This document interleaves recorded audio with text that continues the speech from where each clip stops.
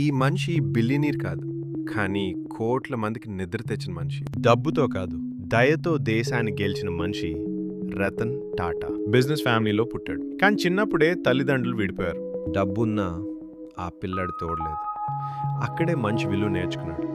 America వెళ్ళి చదువుకున్నాడు, కానీ మనసంతా మాత్రం ఇండియానే.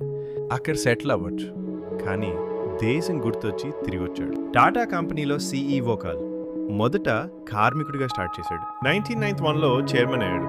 అన్ని పాత పట్టింపులు ఎదురొచ్చాయి. నష్టం ఉన్న కంపెనీల్లో క్లోజ్ చేశాడు. లాభం కోసం కాదు, భవిష్యత్తు కోసం. ఇండియన్స్ కూడా ప్రపంచాన్ని గెలవగలరన్న నమ్మకం చూపించాడు. జాగ్వార్, ల్యాండ్ రోవర్ వాళ్ళు కొనలేమన్నాక ఇతనే కొనేశాడు. రోడ్డు మీద కుటుంబం స్కూటర్లో వెళ్ళడం చూసి వీరికి కార్ ఇవ్వాలి అనుకున్నాడు. టాటా నానో లాభం కోసం కాదు, సేఫ్టీ కోసం. నవంబర్ 26 ఇన్సిడెంట్ తర్వాత హోటల్ ఓనర్ కాదు, కుటుంబ పెద్దలా నిలబడ్డాడు. ప్రచారం లేదు, చెప్పుకోడు, కానీ చేస్తాడు. టాటా సంపదలో ఎక్కువ భాగం ప్రజల కోసం ట్రస్టులో. పెళ్లి కాలేదు, కానీ దేశమే కుటుంబంగా చూశాడు. కోట్ల సంపద ఉన్నా ఇంకా సాధారణ జీవితం. డబ్బుతో పెద్దవాళ్ళు అవ్వచ్చు, కానీ గుండెతో మహానుభావులు అవుతారు. సక్సెస్ అంటే ఎత్తు కాదు, ఎవరిని పైకి లాగామన్నదే అసలు విజయం.